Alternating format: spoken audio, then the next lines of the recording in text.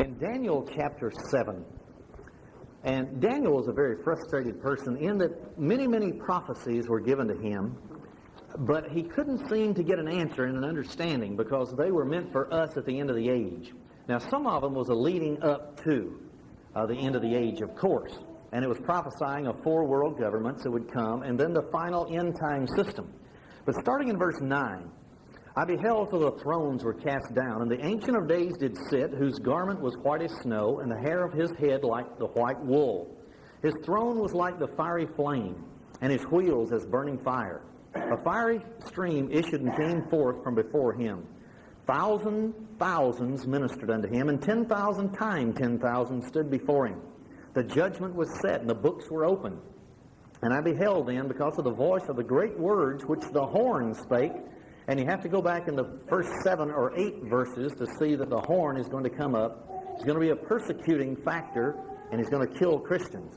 I beheld even till the beast was slain, so this will be this final world government, his body destroyed. This is a parallel of Revelation chapter 19, which we'll read, and given to the burning flame. As concerning the rest of the beast, these are the previous world governments, they had their dominion taken away, yet their lives were prolonged for a season and time. In other words, here the first world government came. It was superseded by a second, but all of them were the same system. It was Satan's systems. So this will continue right on until Jesus Christ overthrows that final system. Then in verse 13, I saw in the night visions, and I'm giving the setting for this end-time system. And behold, one like the Son of Man came with the clouds of heaven. This is Jesus. And came to the Ancient of Days. So here is Jesus brought right before God the Father, and they brought him near before him. And there was given him dominion and glory and a kingdom that all people, nations, and languages should serve him. So this is a prophecy of Jesus being crowned by God the Father. Then he'll return to this earth to establish a one-world government, but a righteous government. The restoration of the kingdom of God that the Apostle Peter told about in Acts chapter 3, verse 18 to 21, that the restitution of all things would come, and the heavens right now is holding Jesus until that time. And his dominion is an everlasting dominion which shall not pass away, and his kingdom that which shall not be destroyed. Now Jesus is crowned. Now look down in verse 18. But the saints of the Most High shall take the kingdom and possess the kingdom forever, even forever and ever. So you see, there is going to come a coronation ceremony of Jesus. The saints are going to be there. We're going to possess the kingdom. But now look at verse 22, because this is very vital for us. And the verses in between, verse 18 and 22, just simply describes the 10 horns that are going to come up. That end-time global government which the beast will rule over, and then 10 kingdoms will be affiliated with it. Then verse 22, until the Ancient of Days came. What does this mean, until? The previous verse, I beheld, and the same horn made war with the saints and prevailed against them. So there is coming a martyrdom of saints until a specific time. And we've already seen that the Son of Man came before the Ancient of Days, and he was given authority to rule. So it's going to happen at the very end of the age. Saints are going to be killed and martyred all the way up until Jesus is coronated and crowned. And then notice, and judgment was given unto the saints of the Most High, and the time came that the saints possessed the kingdom. Now, notice that judgment is going to be given to the saints, and I think this is vital because this is our hope. I'm giving you our hope first, and then I want to go back into Bible prophecy and give you an illustration of how this world government is rising right out of the sea of humanity. In Revelation chapter 19, starting in verse 6, and I heard as it were the voice of a great multitude, and as the voice of many waters, and as the voice of mighty thundering, saying, Alleluia! For the Lord God omnipotent reigns. He's going to crown Jesus. Jesus is going to return, and we are going to return with him. Let us be glad and rejoice and give honor to the Lamb, for the marriage of the Lamb is come, and his wife has made herself ready. And to her was granted that she should be arrayed in fine linen, clean and white. Notice what this clean and white is. For the fine linen is the righteousness of the saints. And he said unto me, Right, blessed are they which are called unto the marriage supper of the Lamb. And we certainly hope that every one of us in this room are going to be called to the marriage supper of the Lamb. And he said unto me, These are the true sayings of God. The marriage supper of the Lamb. And we're going to see Jesus crowned. And then He's going to apportion our rulership on this earth so that the restitution of all things on this earth can occur. Because suddenly, notice what happens next. I'll just mention the last phrase of verse 10. For the testimony of Jesus is the spirit of prophecy. And brethren, you and I have the testimony of Jesus. We've accepted Jesus as our personal Savior. We realize that He was the great God of the Old Testament, and that He emptied Himself, according to John 1 through verse 1 through 14. And He emptied Himself and became flesh and dwelt among us. Then starting in verse 11 through 21, we see the descent of Jesus and the saints to this earth. And I saw heaven open, behold, a white horse, and He that sat upon him was called Faithful and True, and in righteousness He does judge and make war. His eyes were as a flame of fire, and on His head were many crowns, and the actual Greek word is diadems, which means many offices. You see, He's the high priest after the order of Melchizedek. He's also King of kings. He's also Lord of lords. He is the Passover Lamb. And He had a name written that no man knew but He Himself. And He was clothed with a vesture dipped in blood, and His name is called the Word of God. John 1, chapter 1, verse 14.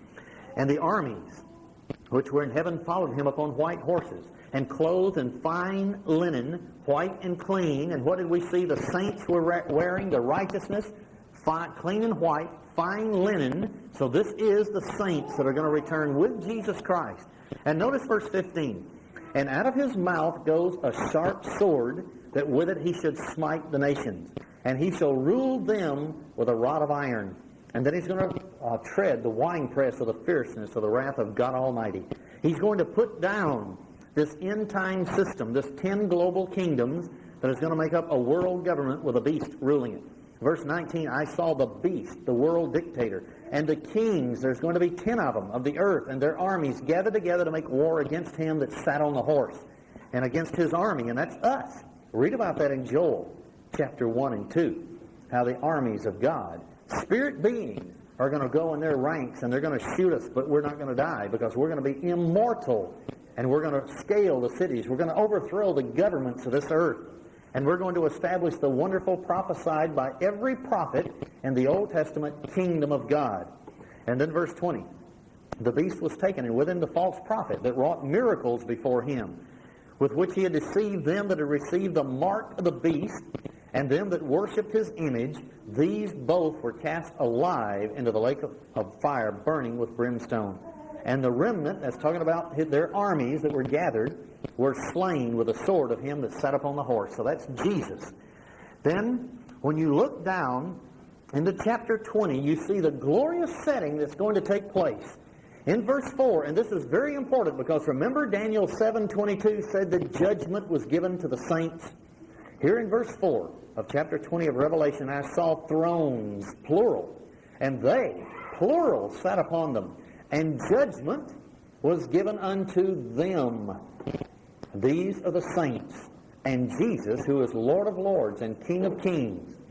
And so the saints are going to live and reign with Christ 1,000 years. And then notice verse 6. Blessed and holy is he that has part in the first resurrection. On such the second death has no power. But they shall be priests of God and of Christ, and shall reign with Him for 1,000 years. Brethren, this is about to take place. But there is something first that's going to duplicate, because everything that God has ever done, Satan always counterfeits it. Everything. Jesus Christ is going to return, and He's going to establish a world government. Now, let's take a look at the rise of this end-time system, just a couple of scriptures briefly, to show what Jesus has already prophesied, because the testimony of Jesus is the spirit of prophecy. And so let's look and see what He mentions here in Revelation 13, verse 1 and 2.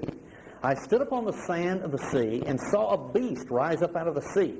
And in Revelation 17:15, it describes the sea as humanity. So it's the sea of humanity. Someone is going to rise up out of all of humanity and is going to become a world dictator. It had 7 heads and 10 horns, and upon his horns 10 crowns, and upon his heads the names of blasphemy. And the beast, and it describes it, how it had the power of all the preceding world governments before it. And the dragon gave him his authority and his seat and great authority. So it gave him his power and authority. Now look at verse 4, the very last phrase. It mentioned who is able to make war with him. So it's going to have a tremendous military apparatus. Now look in verse 7 and 8. And it was given unto him to make war with the saints and to overcome them. This is what it said in Daniel also. And power was given him, this beast, who Satan is giving the power to, over all kindreds, tongues, and nations, and all that dwell upon the earth shall worship him whose names are not written in the book of life.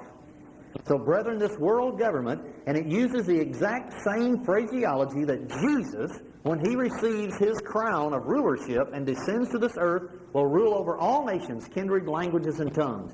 So this beast is going to do the same thing, and it's going to be a counterfeit kingdom of God. He's going to pawn himself off as God. He's going to sit in the very temple of God, according to 2 Thessalonians 2:4, and he's going to demand worship as the Christ and as God. Now, let's notice what else he's going to do. Verse 16 and 17. This is the false prophet that's going to be aligned with him. Is going to cause all, both small and great, rich and poor, free and bond, to receive a mark in their right hand or in their foreheads, and that no man might buy or sell save he that had the mark, or the number of the beast, or the number of his name. So it is a numbering system in some way. Now, Revelation 17. Revelation 17, we want to summarize right quick this rise, this end-time system. Then I want to go into history and give you some of the background of this rise, and we can see it when we understand it from a historical perspective. Revelation 17, verse 12 to 14. Well, first, if you look back in the first few verses, you're going to see that it was a scarlet-colored beast, which is red. Scarlet is red. You can look it up in a dictionary, encyclopedia, and so on. You can see red. Scarlet is a derivative of red. Verse 12. The 10 horns which you saw are 10 kings which have received no kingdom as yet, but will receive power as kings 1 hour with the beast. These have one mind, so it's all going to be a concerted effort. They're all going to be in collusion, one with the other, and shall give their power and strength unto the beast. These shall make war with the Lamb. So here's the time setting. This global government will occur at the end of the age, when Jesus will return, and with him the called, chosen, and faithful. Verse 14, last phrase. So that's the saints. And then the kingdom will be destroyed, the beast, the false prophet taken, and you and I will then begin to rule and reign, and will bring judgment to this earth. Now, a world government could not rise overnight. We go to bed one night, wake up the next morning, and suddenly it's there. It takes long-term planning, and it takes people in collusion. It literally takes a conspiracy of many people working together to bring about a long-term objective of world government. Now, out of Germany, back in the 1730s, 40s, and so on, was hatched a diabolical plot that has deceived untold millions of people. And even today, it is right on the verge of threatening to destroy all of Western civilization. In the years following the Reformation, of course, Martin Luther nailed his 95 Theses to the door in Wittenberg, Germany, in the cathedral there. And since that time, there has been a Reformation. Since the Reformation, a new school of thought has been taking place. It's called German rationalism. And it came to the forefront right after the Reformation. Rationalism now developed first in Germany, and it was the only country with relative freedom at that particular time, of thought as well as religion. Germany was sort of like feudalistic states. It was broken down. It was not like it is today, one super state and one government ruling all of it. But it was broken down into segments, and one lord or vassal king would rule over a certain amount of peasants, and then down the road a few miles another one. And so it was broken up into city-states, you might say. And so there was relative freedom of religion and thought at that particular time. Other countries did not have this freedom of thought, freedom of religion. It was non-existent. And the church, the world church at that time, the state religion of the old Holy Roman Empire, persecuted any leaders that would have free expression of opinions and free thoughts. And so they could not express their own religious ideas at all. They would be put to death. So scholars finally in Germany were freed from these stifling restrictions that had been placed upon all academic pursuits in the colleges and the universities during the Dark Ages. And so the intellectual curiosity began to explode on the scene in the universities of Germany. And many of these people were motivated because they had looked into their church organization in the past, and they had seen that there were things that they were told by the church that just were not true. They looked into the pages of the Bible because the Gutenberg press started printing the Bible first in Germany, and they began to see that many of the things they were taught by a great church organization that was founded by a man by the name of Simon Magus in the book of Acts, the 8th chapter. And finally it became a universal church, and I call it baptized paganism because that's all it was, the old Babylonian mystery religion all over again. And so people began to look into the pages of the Bible. They saw that what they had been teaching as truth from the Bible was not even in the Bible. So if they couldn't believe what they'd been taught, then the Bible itself was relegated as a non-productive book. And it was just so much thinking that was relegated to the closet. There was no such thing as truth from it. So these new enlightened thinkers began to see clearly the corruption that had taken place within this particular universal church during the Dark Ages. And they saw how depravity and political expediency ruled that particular church organization. This was the visible church of the day. And so many of the ideas that had been promulgated were just simply false, and that's all there was to it. So they saw the church, which was commonly called and believed, even to this day, as the body of Christ. And unless you belonged to that one particular church, you were not a part of the church of the living God. They saw that this was false. And actual superstition and ritual ruled this church to keep the people's minds off the Bible and what the Bible really said. So these people, these enlightened people in the universities of Germany, began to assume the myths and the superstitions of the Dark Ages were based upon the Bible, which was not true. When they proved that these superstitions were false, then of course they falsely assumed that the Bible was also false. So they relegated it to the closet. They wouldn't look at it. And so the teachings of the church at that time, they found, were literally based upon superstition. We all know that. And we realize that this Simonian religion that became a great religion during the Dark Ages and stifled true Christianity, and even one man who had headed up this particular organization put on the list of books to be banned from reading the Bible. That is a documented fact. I think it was the 13th century, 1272, I believe it was. I'd have to look up the date. I didn't plan on mentioning that, but that's what happened. So these German rationalists openly attacked all established beliefs, all religion. They said it was foolish. They said it was weird. And you have to find a book called The History of Rationalism by Hurst to find all this information. Now, one of the leaders who arrogantly announced that, I quote, "the turning point in history will be the moment man becomes aware that the only God of man is man himself." This is one of the turning points in history. And this is found in the book Atheistic Humanist, page 10, by Henry D. Lubeck. This is a French work in the French language. But another authority, this was a writer of a book, defined rationalism, and I quote, "that manner of thought by which the human reason is considered to be the only source and the only judge of all kinds of knowledge." That was from the book Rationalism by Hahn. So these people became rationalists, and they've now put this into all of our school systems. And, you know, you have to taste, smell, whatever you can find in the laboratory, and you can find it with the 5 senses, that's what you can believe. So it undermines all supernatural and faith in a supernatural God. Now, under this barrage of enlightened thinking that came out of the universities, this intelligentsia of Europe, I guess you could call them, now they were prepared for the second half of the 18th centuries for the advent of what was called Illuminism. This is called a secret society of the Illuminati. You see, they had had about 50 years to prepare people's minds mentally to discredit the Bible, discredit the known visible church of that day because of its superstitions which they had proven wrong. So now these men had come up with the idea that the world had to become a better place to live. Now, when you mention the word Illuminati to most people, what comes in their minds? Most people, I would say 99% of all people, have never even heard the word Illuminati. And there's a reason for it, and we'll get to that in just a minute. Well, no matter whether a person has heard of the word Illuminati or not, one thing is an absolute fact, and you can find this in the Encyclopedia Britannica, a 1910 edition. I think it's the 11th edition, printed in 1910, under the article Illuminati. The Order of the Illuminati was founded on May 1st, 1776, by Dr. Adam Weishaupt. Now, he was a professor of canon law at the University of Ingolstadt in Bavaria, Germany. He was born of Jewish extract. He was converted to Roman Catholicism.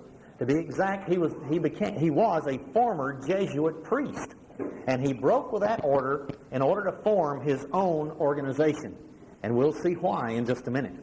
Now, many of the educated people in the world today, 20th century America and the world, Europe, Great Britain, they have assumed, because the word Illuminati is no longer found as an open organization which comes out and solicits membership, that the Illuminati organization founded by Dr. Adam Weishaupt was disbanded and it's no longer in existence today.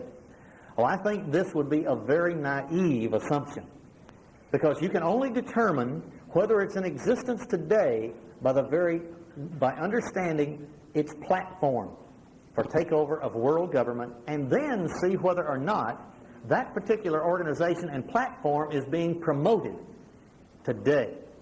Now, also, it would be very naive of us and a very foolish thing for us if we were to believe that a great church during the Dark Ages that tried to stamp out Christianity, it started with Simon Magus in 33 AD, somehow just folded up its tents and went away. Oh no. Satan never stops. Once he establishes an organization, he continues to use that organization. Then, if it becomes under suspect, then he can always start another organization, and he can find him a crony, someone who is seeking a spiritual experience, and they've turned off to God and to Jesus Christ, and then he'll use that individual. In Revelation 12:9, it says the whole world has been deceived by Satan. And in 2 Corinthians 4:4, it affirms the exact same thing. So I don't think we should ever think that Satan's church, which I'll call the Simonian church, that ruled during the Dark Ages and persecuted the true church and literally banned the Bible, has gone away. Oh no. It's active today, and its one purpose is still to rule the world. But Adam Weishaupt created something totally different. It was to be a political organization. Now, I want to go into, well, first I want to mention this. I want to say this. A person that is deceived does not know they're deceived. You've got to realize that. Now, if everybody in the world knew they were deceived, they would come out from under deception. But since they don't know it, then how do you come out from under that deception? You can't until the right time comes. There is evidence, I've presented it in other sermons, like part 1, 2, and 3, that I gave down in the Ozarks in Salem, Missouri, that there is now an alliance, a very unholy alliance, of this great church and the Illuminati, which uses other terms to describe itself. And there is a book that was written by a former priest in Mexico. The name of the book is The New Montanian Church and the Vacant Chair. And it absolutely shows that there now is, in the third and fourth world, the poverty-stricken countries of the world, an alliance between international socialism, which I've proved before, was started by the Illuminati, and this great church to combine their efforts for a one-world government. Now, it's very important that we clarify, I think, Adam Weishaupt's secret society called the Illuminati.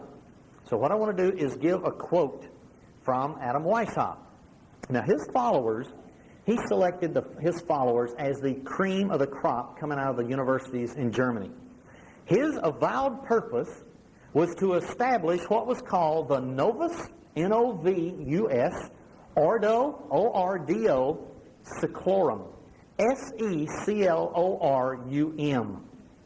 Have you ever seen these words before anywhere? All you have to do is pull out of your wallet or your purse a $1 bill. Turn it on the back side and you'll see the very words on our United States $1 bill underneath the pyramid. And on Roman numerals at the base of the pyramid you'll find 1776. Not the year the United States of America was founded, but May 1st, 1776, when the Illuminati was started. The Roman numerals are there on the American dollar. Now the question is, what does Novus Ordo Seclorum mean? It means a new world order. This was exactly what Adam Weishaupt, how he described his purpose and his plan through the Illuminati, to create a new world order, and he called it by the very words Novus Ordo Seclorum. And at the top of this pyramid, on the back of the United States $1 bill, is an all-seeing eye, the capstone separated from the rest of the pyramid. And it's the all-seeing eye of Lucifer.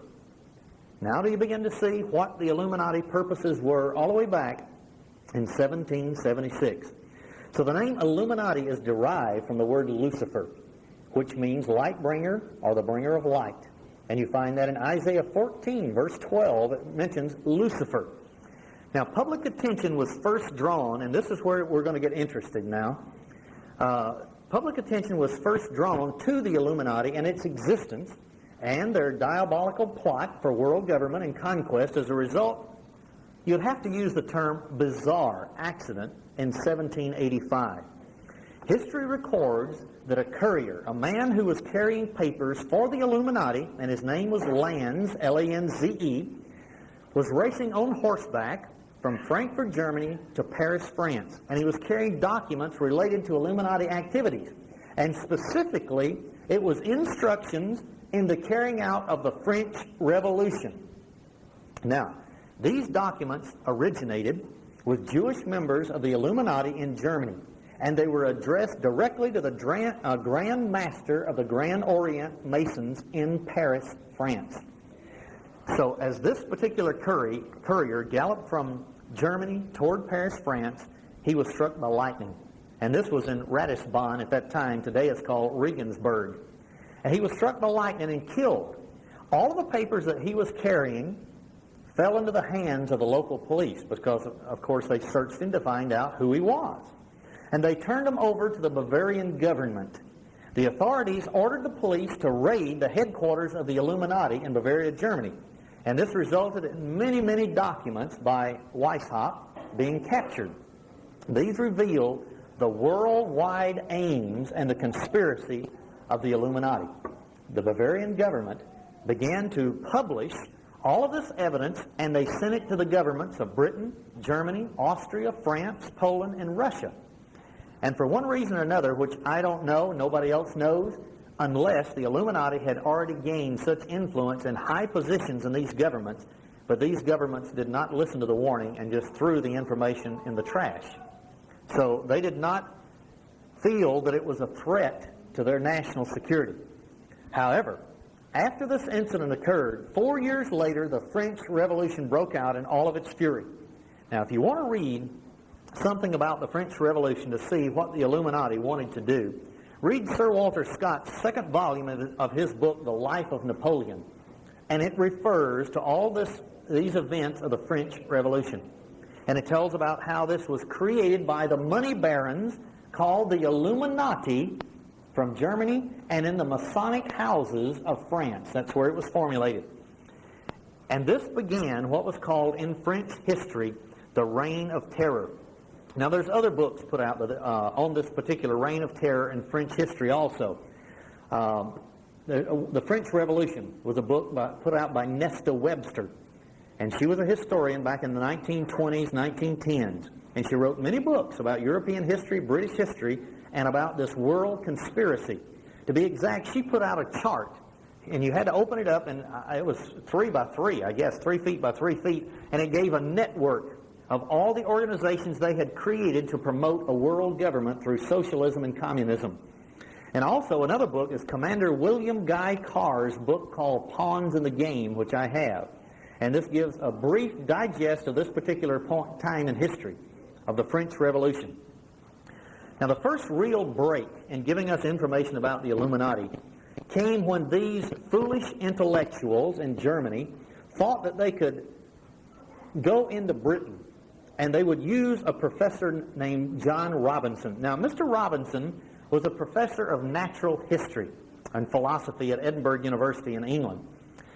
He was also the Secretary General of the Royal Society in England, and this was located in Edinburgh. And he was recognized by Weishaupt and his intellectuals throughout Europe as probably the greatest intellectual in Britain. So they went to him and they invited him to join in their Illuminati organization. Now, he didn't show his outward feelings at first. He kept everything to himself. But they misjudged his character. These men had character, Weishaupt and the others had character like Satan the devil. Puffed up, vain. They thought they were the only people on the face of the earth that had the intellectual capacity to rule and to govern. Well, this man, Professor Robinson, was the exact opposite. He was a humble man. He believed in his country, and he was very loyal to it. So he didn't show any outward sign that he was against anything that the Illuminati said. So he went along, and he did not fall for the lie that the Illuminati was a pure and an honorable organization, only wanted to bring about the betterment of humankind. And he kept his reactions to himself so that he played along for several years with the conspirators in the Illuminati. And as a result, he was entrusted with the very top secrets of the Illuminati organization.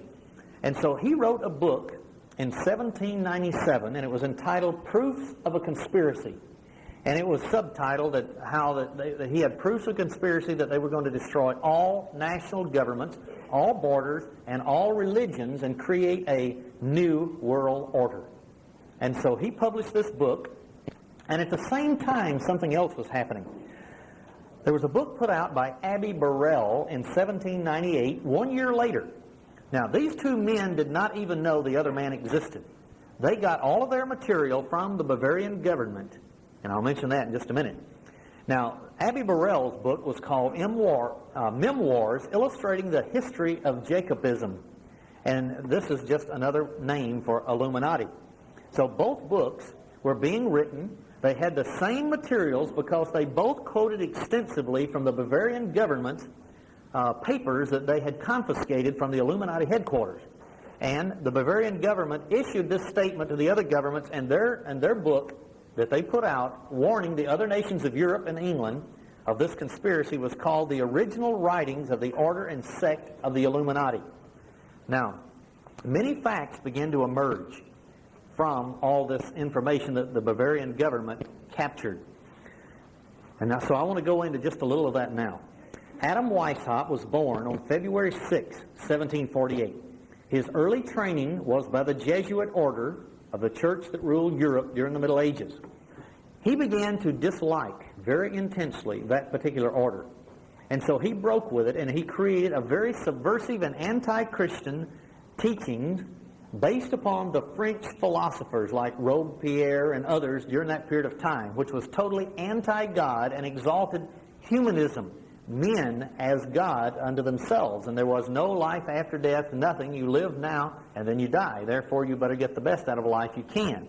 And they also taught that the superiority of an individual will rise him to the top, and then he'll rule over inferior individuals. So this is where the Illuminati, the illuminated ones, came from. So over the next few years, I think it was 5 years, he devoted himself to meditation, during which he devised a plan to overthrow civilization and to establish what he termed Novus, Ordo, Seclorum, a new world order. And he constructed himself the very machinery for revolution in every nation on the face of the earth. So on May 1st, 1776, the Illuminati was officially founded by Weishaupt. And this is the organization that is now promoting world government in every nation on the face of the earth.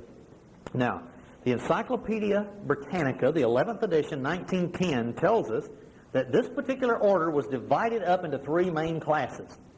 And you see, the secret was he would be in the top class and his chosen few, to allow them to understand the total secrets of this organization. And in the outer two classes, or the lesser Illuminati brethren, would never understand what was going on within this organization. They would only use their money and their influence to promote this organization. Now, the initiates who came into these outer rings were not told the purposes of the Illuminati. They were only told that it was to make of the human race, and I'm quoting, without any distinction of nation, condition, or profession, one good and happy family, end of quote. Now that sounds like a good ideal thing, doesn't it? It really does. Make the whole human race without distinction of nations, just break down all national borders. We're one big happy family, and we have no conflicts of nations. Therefore, you eliminate wars, and you eliminate class. Everybody has the same equally all over the world. But you see, this was going to end up being Satan's counterfeit for the kingdom of God on this earth. Now, all initiates within the Illuminati were required to take an oath. They were to swear to bind themselves, quote, to perpetual silence and unshakable loyalty and submission to the order. You see, if you were in the outer rings or circles of the order and you didn't know there was an inner circle, the inner circle passed down the orders and you swore allegiance to it. And whatever they said, you had to do it. See? Because you were sworn to silence. Loyalty and submission to the order in the persons of my superiors. So if you were in the lower rank, you were absolutely sworn to follow the directions of the next rank up and the next rank up. Here, making a faithful and complete surrender of my private judgment. This is the oath they took. My own will, so that you as an individual have no more thought processes and opinions of your own. You absolutely give yourself to the will of this order. And every narrow-minded employment of my own power and influence. I pledge myself to account the good of the order as my own, and am ready to serve it with my fortune, my honor, and my blood. When you went into this order, it was a marriage. You either went into it knowing you were in there, or else you, if you spilled any of the secrets, you would die, because I'll read that in just a second. Your friends, you would be financially bankrupted if you spill any of the secrets of the order and their purposes. And your family, all your friends, anyone associated with you would be destroyed. The friends and enemies of the order shall be my enemies and friends. You see how binding this is? And with respect to both, that's the friends of the order of the Illuminati and its enemies, I will conduct myself as ordered or directed by the order of the Illuminati, and devote myself to its increase and promotion, and therein to employ all my ability without secret reservation. And this is quoted from the book Proofs of Conspiracy, page 71, the new paperback 1967 edition. So once you joined the Illuminati and you became a member of it, you were absolutely sworn to secrecy, but you were absolutely sworn to give all of your fortune to the promotion of its aims and its goals. Now do you see why people vote in the Congress of the United States for socialism, and yet they say they're not socialists, they're not communists, and yet they have to carry out the secret orders of the next person up in the Illuminati? Oh yes. And many people go into the presidency of the United States and come out looking aged in compared to what they looked like when they went in, because they found out what they're really up against. A new world order, and they have to follow the directions of their Illuminati leaders from the top down, because they are in submission or their life is on the line and total destruction. I wonder what happened to Mr. Nixon. I'll go on. Now, by way of warning that there was, if you ever betray the order of the Illuminati, here's what was written in World Revolution by Nesta Webster. This was published in London in 1921, page 14.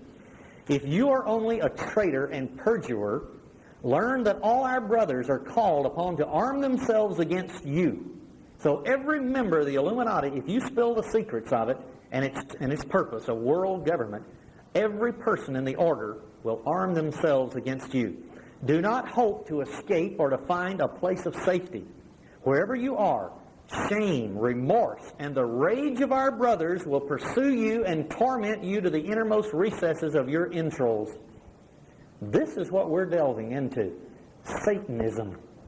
Lucifer worship. Because we're going to see, by the time I'm through here, they worship Lucifer Now, when you get into the upper echelon of the Illuminati, then that you are told what the true secrets are. Here they are. There is 7 points and 7 goals of the Illuminati. And see if you can't tell if you've read up on any of the platforms in the 1984 elections in the United States. And see if you can see the Illuminati blueprint right here. Number 1 was to be the abolition of all ordered government. World government, you've got to get rid of all ordered government first. Secondly, abolition of private property. And I've published that before. The goal of international communism, what is it? The state owns everything. No one owns anything.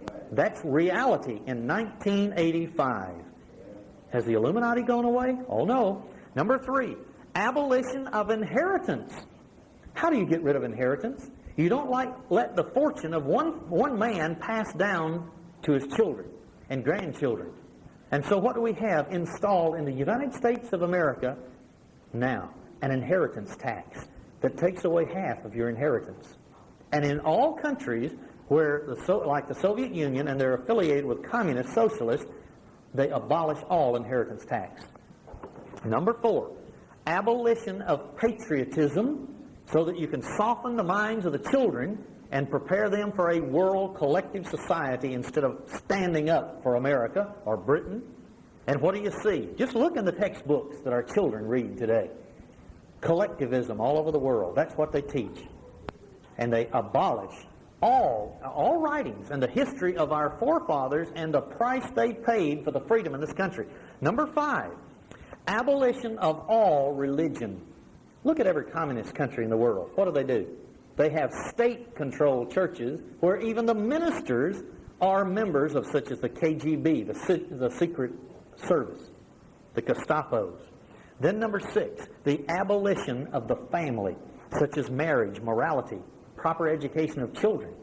And when you look at who was on some of the platform committees of the Democratic Convention in 1984, it makes your blood run cold to realize how close they are. And in the March-April 1985 Newswatch magazine, we're going to compare some of the platform with the Illuminati goals. And it'll open your eyes to see how close we are to the takeover of the United States of America. And then number 7 was the creation of world government. And what do you see through the United Nations organization today? The push for world government. Oh yes. Now, most members within the Illuminati or these Masonic orders will never know the true purposes. They're only pawns in the game. They're in there for the use of their money to fill their treasures. Weishaupt had a very clever plan. He was very subtle, and he said that he was going to destroy all religion, and he had a way of doing it. Now, I'm going to quote from the book Proofs of Conspiracy, page 64, to show you what he said, and is quoted directly, because this information was taken from the Bavarian government's confiscation of all the literature when they raided the headquarters of the Illuminati. Here's what he said. This is Weishaupt. I have contrived an explanation which has every advantage, is inviting the Christians of every communion. So no matter which kind of church you belong to, whether it was Lutheran at that time, Methodist in England, or whatever, he says every one of them will be attracted to this order. Gradually, it'll free them from all religious prejudices, cultivates the social virtues. And so when he said, all the way back there, from 1771 to 1776, when he was laying out his plan, he said that he would cultivate the social virtues. And what do we see in all the mainline churches in the United States and Europe today? All they have is social programs, and they don't preach doctrine. They don't preach the Bible and stand on it as the Word of God, but they only have social virtues. I ask, is the Illuminati live and well today in our churches? And he went on to say, and antimates by them by a great and feasible, a speedy prospect of universal happiness in a state of liberty and moral equality. Did you get that? Moral equality. So what do we see today everywhere? Equal rights, equal employer, equal everything. Freed from the obstacles of subordination, rank and riches continually throw in our way. So he's going to free everybody through this. There will be no one person who is intellectually better, and therefore he can hold a better job, and therefore he can prosper. Because, as we'll see at a later time, they're going to redistribute all wealth to make everybody the same, and it destroys all initiative to get ahead in life. My explanation is accurate and complete. My means are effectual and irresistible. Our secret association works in a way that nothing can withstand. And a man shall soon be free and happy. And brethren, when things are done in absolute secret, that is the only way to explain what's been happening in the government of the United States for the last 70 years. Things are done in secret, and orders are passed down from the top down, and those who are a part of the secret society, the Masonic lodges, which combine, we'll get to that at maybe a future sermon, or maybe even this one if we get to it, combine with the Illuminati.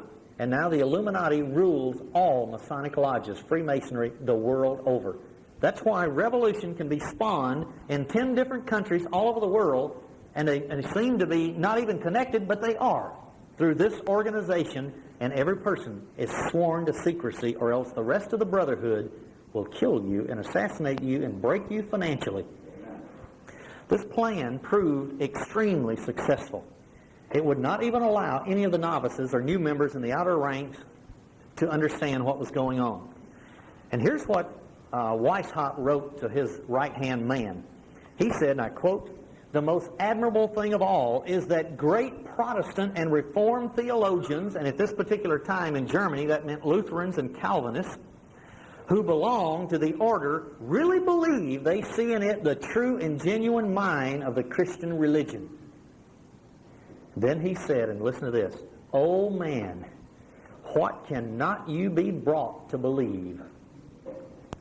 Satan worship, world revolution, and yet all the great theologians in Germany and Europe were brought into the orders thinking it was the way to produce a one-world government of peace and happiness for all mankind." You see, they didn't know the gospel of Jesus Christ, that this will never occur until Jesus returns. Well, Weishaupt was a master criminal. I have to just say that. He was a master criminal of the type that only comes along every so often in history. One here and one there. And he was one of them. And Satan used him to the full, to the very full. And he alone began to master this program and then initiated new people into the order. He undertook to be all things to all men so that he could gain confidence. In other words, he was a confidence man. And he did it with women also. And even in the Revolutionary Catechism, you can see where it deals with men and women on various levels, how they will use people. And then when they're through with them, they'll just destroy them, as if they never existed and weren't even used by them to start with. He demanded blind obedience to the party line, as dictated by himself. They believed that the way to produce a world government was through lies, contradictions, and deceit. And they use them till this day. Lie to get yourself elected into office and then do the opposite of what you say you're going to do. You see, lie and deceit to gain the confidence of the people and then speedily destroy the whole filthy order, as they say. This is the Illuminati, and it's alive in 1985. He had no scruples or no morals as an individual. He wrote, and I quote, "These people swell our numbers," talking about the outer orders, local businessmen, church people, priests, and so on. "These people swell our numbers and fill our treasury." You see? Now you see why they say they have all the gold and the money in the world? "Get busy and make these people nibble at our bait, but do not tell them our secrets." You see? They were not to be admitted to the secret upper degrees, and therefore they would have no knowledge of the true order of the Illuminati. They must be made to believe that the low degree that they've reached is the highest degree. So they make you think that you've already reached the top, when there are people above you pulling the strings, giving the orders, but you feel that you are one of the top people within these orders.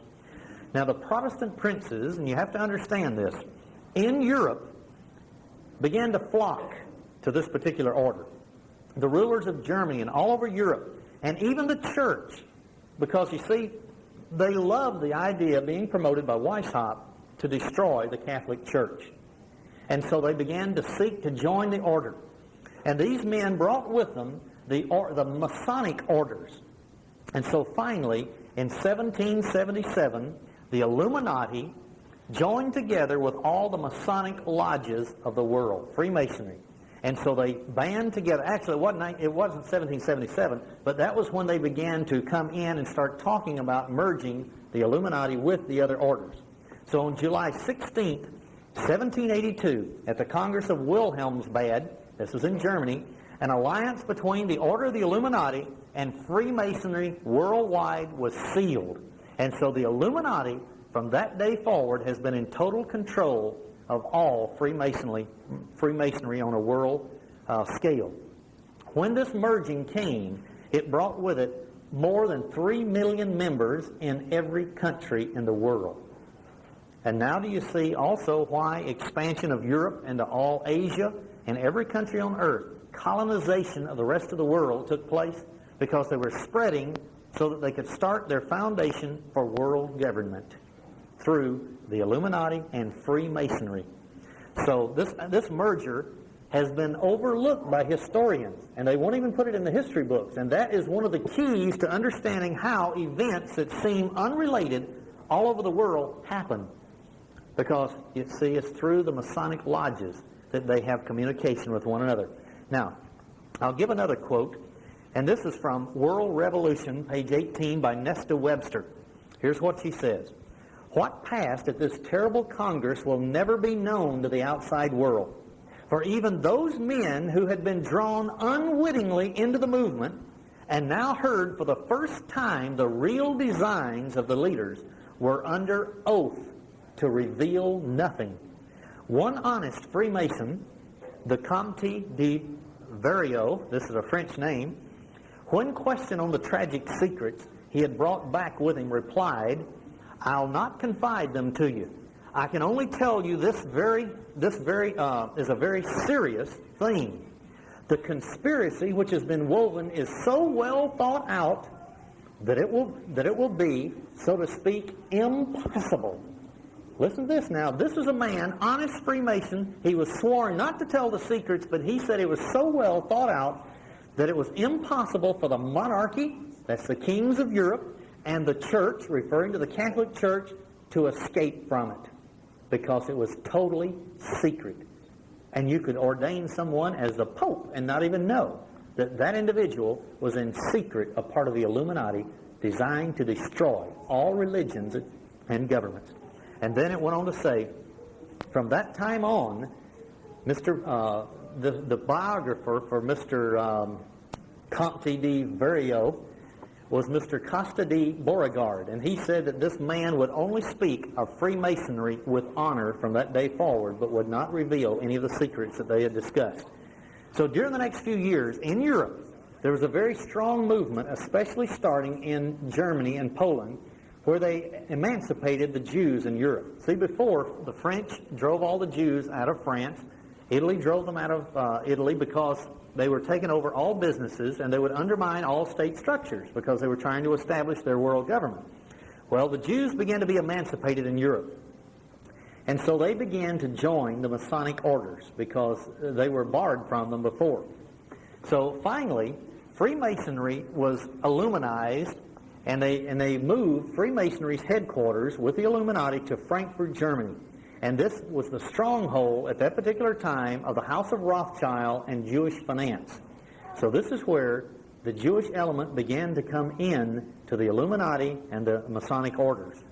So the order began to expand very rapidly. However, there was dissension. Now, I'm giving you a history and a background so you can see what is happening in America and all over the world today for communism. There began to be dissension within the ranks, as always happens, because if one first person feels that he's more superior to the next in intellect and he could run things better, then he tries to usurp the authority. Well, one of Weishaupt's men, Craig, K-R-I-G-G-E, who held a very high post of director over many of the provinces, he attempted to usurp the authority of Weishaupt, and so he was relieved of his position within the Illuminati. But he didn't feel too good about that, as most of us don't. He smarted under being let from his position. So he began to go around spilling a little information that was going on within the Illuminati. So leaks began to occur as other people began to leave the Illuminati. In 1785, 4 more of the leaders of the Illuminati left the society, and they testified before a court of inquiry that was called by the Elector of Bavaria. So the leadership in Bavaria had 4 men sitting right there who were top-rank officials next to Weishaupt, and they testified. Here's some of the things that came out. Their evidence proved beyond a shadow of a doubt that Illuminism were literally worshipers of Satan. Literal Satan worship. And on the 11th of October, 1785, the Bavarian authorities raided Zwack's house, who was a second in command to Weishaupt, and they discovered just mountains of material. Illuminati documents, which showed beyond a shadow of a doubt that their goal was, and I quote from the Bavarian documents, universal revolution that should deal the death blow to society. This revolution will be the work of the secret societies, and that is one of the great mysteries. Now do we understand Revelation 17? Mystery Babylon? In mystery, they're working in secret to create a world government. And the mysteries aren't told to anybody except the very top in the inner circle. The outer circles of Freemasonry know nothing about it. And this dreadful danger that this posed by the Illuminati became very clear to the Bavarian government. They decided to let the documents that they had captured speak for themselves. So that's where they put out the official document entitled The Original Writings of the Order and Sect of the Illuminati. And this was sent to all governments in Europe and to the Catholic Church. And they were totally ignored by all these governments. So the Illuminati was allowed to continue. Now, shortly after this raid on Zwack's house and the confiscation of all this material, Zwack had to leave the country or be prosecuted. So Weishaupt now, by this time, had a price on his head. So he left the country also, and he set up residence with one of his royal adepts, one of the top initiates, the Duke of Saxe-Gotha, S-A-X-E-G-O-T-H-A. So this apparently, to the visible eyes, broke up the order of the Illuminati. But this served them well, and there was a reason for it. Because you see, they state in their documents, and I'll quote from Robinson's book, Proof of the Conspiracy, page 195. They said, if we can erase the name Illuminati from the pages of history, and we never let the name Illuminati be seen anywhere, then nobody will know that we exist.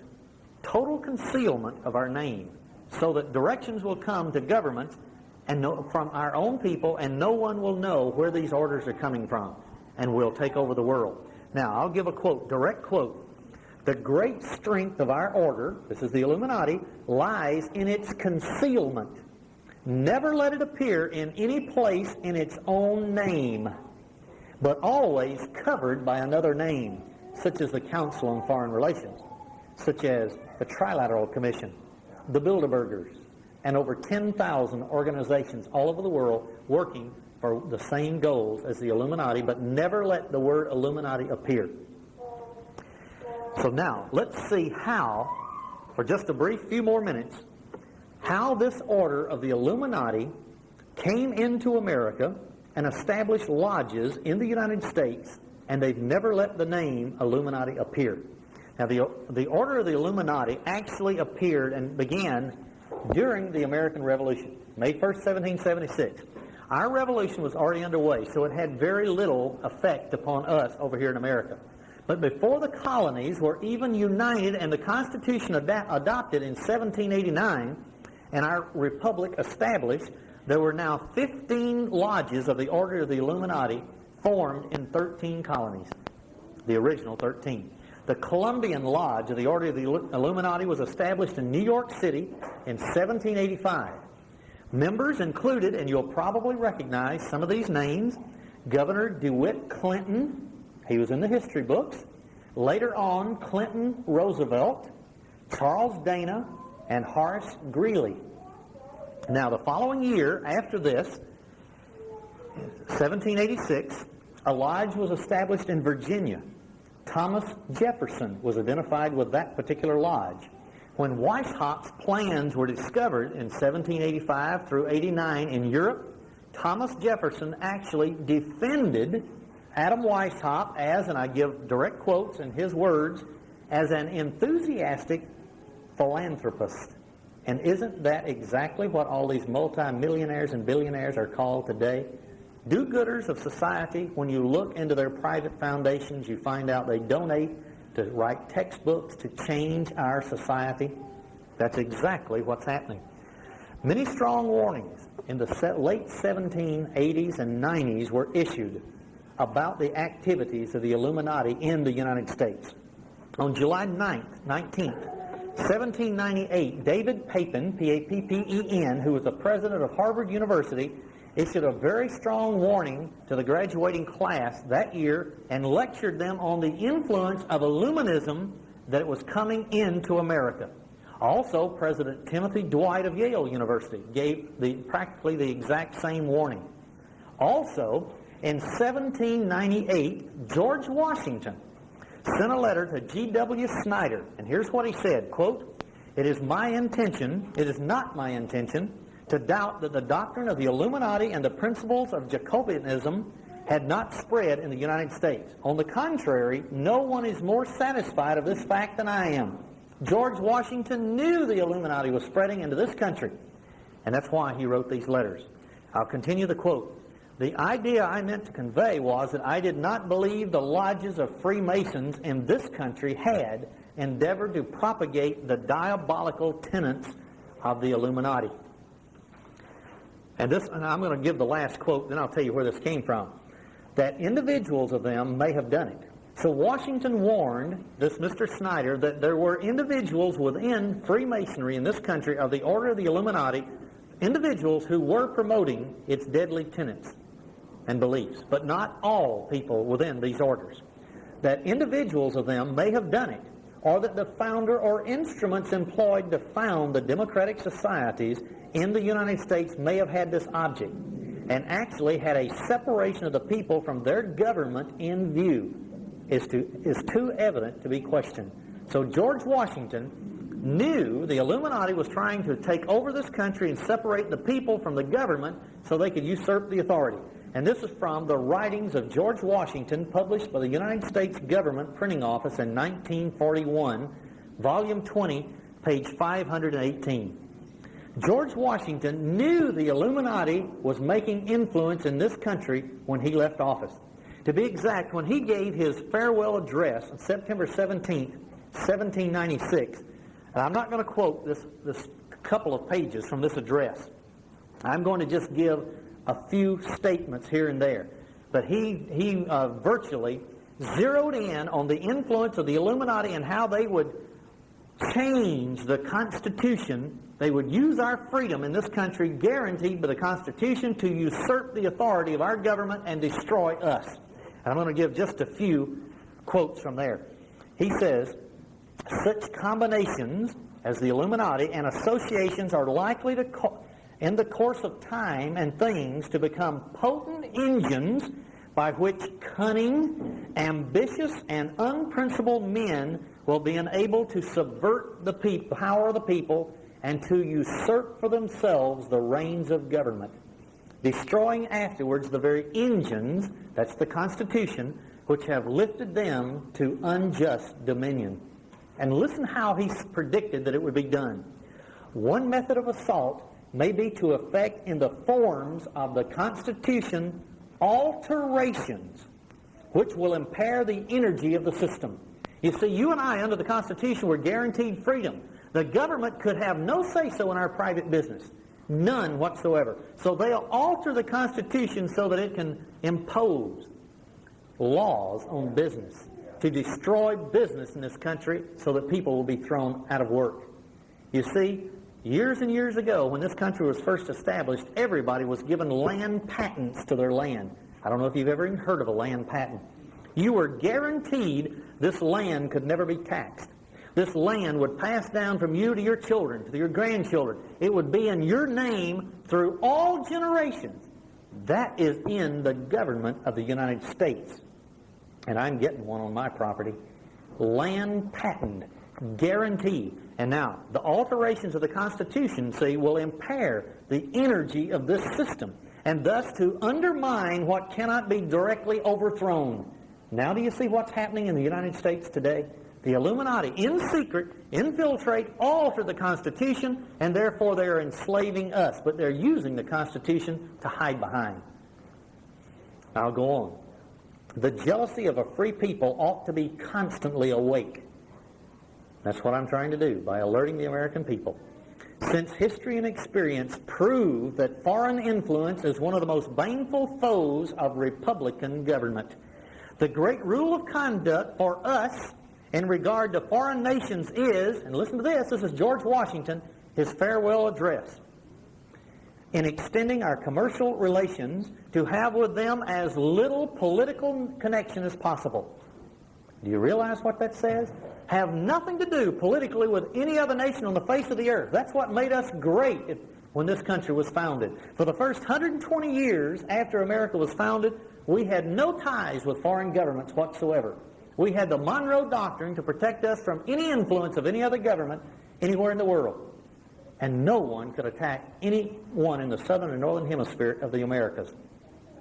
And then only after the Illuminati gained control of our government did they begin to get us in ties with the United League of Nations first, then the United Nations. And now they're dismantling us and merging us into a one-world government through these entrapments of the United Nations. Now, I'll continue, and this will be the last part of the sermon today. I want to finish this quote by George Washington. He said, "So far as we've already formed engagements, let them be fulfilled with perfect good faith. Here let us stop. Why forego the advantages of so peculiar a situation? Here we are separated by thousands of miles of ocean from any other peoples on earth. Why quit our own to stand upon foreign ground? So why give up our own ground here and then merge us with other governments? Why, by interweaving our destiny, the United Nations, with that of any part of Europe, entangle our peace and our prosperity in the toils of European ambition, rivalships, interest, humor, and caprice? It is our true policy to steer clear of permanent alliance with any portion of the foreign world." And for 120 years, this was adhered to. And we were the wealthiest people on the face of the earth. We were free. But today, you can see what's happening in America. Brethren, prophecy is being fulfilled. And in part 2 of the series on the Illuminati, I'll take up there with John Adams and his influence and the Illuminati, and we'll see how prophecy, history, is literally fulfilling Bible prophecy.